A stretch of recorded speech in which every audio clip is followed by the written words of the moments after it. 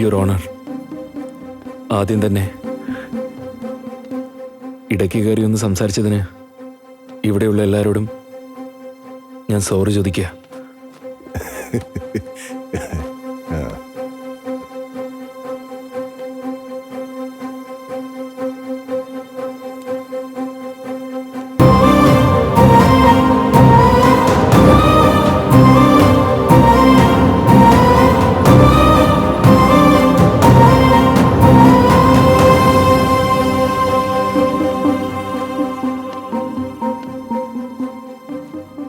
Mister വിശ്വ, നിങ്ങൾ എന്തായി കാണിക്കുന്നതെന്ന് മനസ്സിലാവുന്നുണ്ടോ? മനസ്സിലാകുന്നുണ്ട് സർ. മാരിറ്റൽ റേപ്പ്, ബലാത്കാരമായി ഭാര്യയെ ഉപദ്രവിക്കുന്നതിനെ കുറിച്ച് ഇവരോടൊക്കെ എത്ര വിളിച്ചു കൂട്ടും ഇവരുടെ തലയിൽ കയറില്ലെന്ന് എനിക്ക് നന്നായിട്ട് മനസ്സിലായി സർ. ഒരു അപ്പാർട്ട്മെന്റിലെ 15 ഫ്ലാറ്റ് എടുത്ത അറ്റ്ലീസ്റ്റ് 4 ഫ്ലാറ്റിലെങ്കിലും നടക്കുന്ന കോമൺ ആയിട്ടുള്ള കുറ്റമാണ് സർ ഇത്. ഈ ലോകത്ത് എവിടെ നോക്കിയാലും ഒരൊറ്റ ദിവസം തന്നെ ഒരു മനുഷ്യന്റെ മേലെ വീണ്ടും വീണ്ടും മറ്റൊരു വ്യക്തി ചെയ്യുന്ന നീച പ്രവൃത്തിയാണ് സർ ഇത്. ഒരു നിരപരാധി പോലും ഒരിക്കലും ശിക്ഷിക്കപ്പെടാൻ പാടില്ലെന്ന് നമ്മൾ നിയമപുസ്തകത്തിൽ പഠിച്ചിട്ടില്ല സാർ. ആ പുസ്തകത്തിൽ ആരും അക്കോർഡിംഗ് ടു ലോ എന്ന് എഴുതി വെച്ചിട്ടില്ലല്ലോ. എല്ലാ വീടും കോടതിയെ പോലെയാണെന്ന് സാർ ഇവിടെ ഉറപ്പിച്ചു പറഞ്ഞത് കേട്ടില്ലേ? സ്വന്തം പബ്ലിസിറ്റിക്ക് വേണ്ടി കുടുംബത്തെ വേർപെടുത്തുന്ന എത്ര ആൾക്കാരെ എങ്ങനെയൊക്കെ പറയുള്ളൂ. ഇവിടെ നടക്കുന്ന ഒന്നും ആരോടും വിളിച്ചു പറയാൻ കഴിയാതെ എന്റെ കുടുംബത്തിന്റെ അവസ്ഥ എന്താവും, എന്റെ വീട്ടുകാരെന്ത് വിചാരിക്കും, എന്റെ ബന്ധുക്കാരെന്ത് വിചാരിക്കുന്ന ഓർത്ത് ആരോടും ഒന്നും പറയാൻ കഴിയാതെ വീട്ടിനകത്ത് തന്നെ ഒതുങ്ങിക്കൂടുന്ന 1000 പേരുണ്ട് സാർ ഇവിടെ. 1000 സ്ത്രീകൾ. ഇത്തരം പ്രശ്നങ്ങളൊക്കെ ഈ സമൂഹത്തിലുണ്ടെന്ന് അറിയാത്ത ഒരുപാട് വിക്ടിംസ് ഉണ്ട് സാർ ഇവിടെ. ഇങ്ങനെയുള്ള അനേക സ്ത്രീകൾ എന്റെ അടുത്ത് വന്ന് അവരുടെ വേദന എന്നോട് പറയുമ്പോൾ ഒന്നും ചെയ്യാൻ കഴിയാതെ മിഴിച്ചു നിൽക്കുന്ന ആളാണ് സാർ ഞാൻ. ഈ നാടിന് വേണ്ടി എന്തെങ്കിലും ചെയ്യണമെന്ന് വിചാരിച്ച് 5 വർഷം ലോ പഠിച്ചിട്ട് വന്നവനാണ് സാർ ഞാൻ. അതുകൊണ്ട് തന്നെയാണ് സാർ ഇവിടെ നിന്ന് സംസാരിക്കുന്നത്.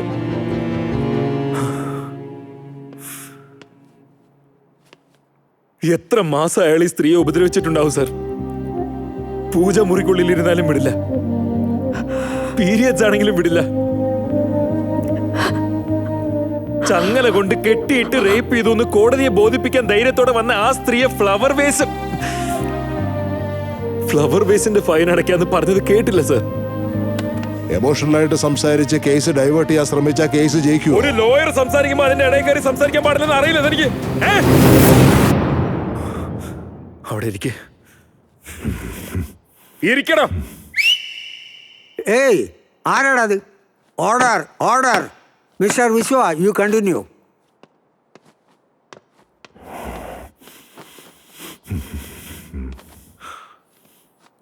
യുവർ ഓണർ, ഇതുവരെ ഒരു കോടതിയിൽ നടക്കാത്ത കാര്യമാണ് ഇവിടെ നടന്നത്. യുവർ ഓണർ, ആരും ആരെയും ഇന്റർഗേറ്റ് ചെയ്തിട്ടില്ല ഇവിടെ. ശരിക്കും നടന്ന ഒരു ക്രൈമിന് ജഡ്ജിനോടൊപ്പം 50 സാക്ഷികളും ഈ കോടതിക്ക് അകത്ത് തന്നെ ഇരിപ്പുണ്ട്. ഒരു ലോയർ കൂട്ടിനകത്ത് കയറി നിന്ന് സംസാരിച്ചു.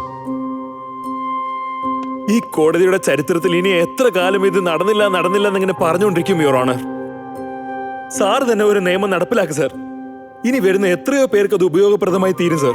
ഇങ്ങനെയൊക്കെ ചെയ്ത ആര് ശിക്ഷ വിധിക്കുന്നു വിചാരിക്കുന്നവനൊക്കെ തീർച്ചയായും അതൊരു ഭയമായി തീരും സാർ. യുവർ ഓണർ, കോടതിയുടെ വിജയം എന്ന് പറയുന്നത് പഠിപ്പുള്ള ഇത്തരം ആളുകൾ വിജയിക്കുന്നതല്ല യുവർ ഓണർ. വീട്ടിലിരിക്കുന്ന നീചന്മാർക്കും ഭയമുണ്ടാവണം, അതാണ് സാർ വിജയം.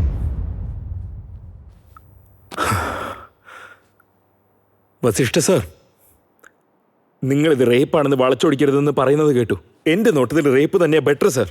അറ്റ്ലീസ്റ്റ് റേപ്പ് നടന്ന വിക്ടിമിന് അടുത്ത ദിവസം തന്നെ കൾപ്രിറ്റിനെതിരെ കേസെങ്കിലും കൊടുക്കാൻ പറ്റും. എന്നാൽ ഇവിടെ അങ്ങനെയൊന്നല്ലല്ലോ.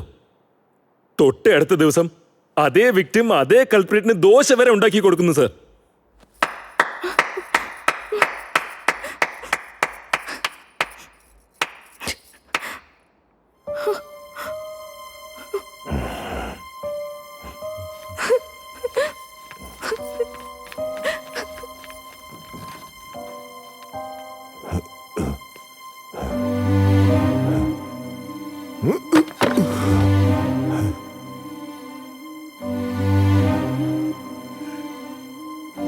The judgment will be passed in the next hearing.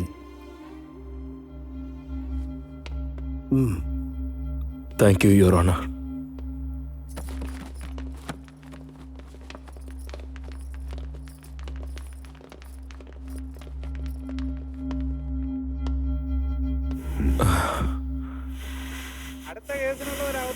Sir ഈ കേസിനെ വല്ലാതെ അണ്ടർ എസ്റ്റിമേറ്റ് ചെയ്തു. സാറിന്റെ നിലവെച്ച് ജയിക്കാൻ വേണ്ടി ഞാൻ കുറച്ച് തരം താഴേണ്ടി വന്നു. ഈ കേസിന്റെ വിധി വിജയമാണെങ്കിലും പരാജയമാണെങ്കിലും ജീവിതത്തിൽ സാർ എപ്പോഴേ തോറ്റു കഴിഞ്ഞെന്നറിയാവോ? സാറിന്റെ ഫ്രണ്ടിന്റെ മകന് കൊടുത്ത പരിഗണനയെങ്കിലും സ്വന്തം ഭാര്യയ്ക്ക് കൊടുക്കാൻ മറന്നുപോയല്ലോ സാർ.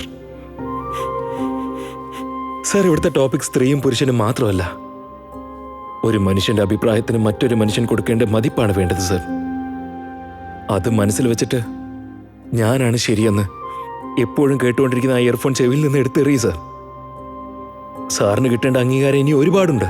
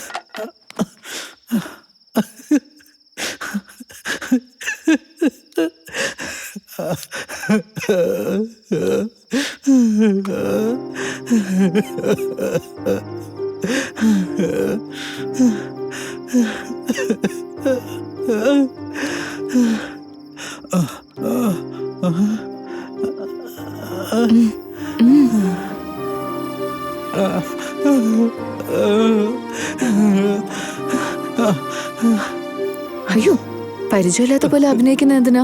സിനിമയിലൊക്കെ വരുന്ന ഹീറോ ആണെന്നാണോ അച്ഛന്റെ വിചാരം? നീ എന്തിനാ മോളെ ഇങ്ങോട്ട് വന്ന്? നിന്റെ ജോലിയെല്ലാം കളഞ്ഞിട്ട് മഹതിയായി ജീവിക്കേണ്ട കാര്യമുണ്ടോ നിനക്ക്? സത്യസന്ധമായ സ്നേഹത്തിന് വേണ്ടി നമ്മൾ മാറുന്നതിൽ ഒരു തെറ്റുമില്ല അച്ഛാ.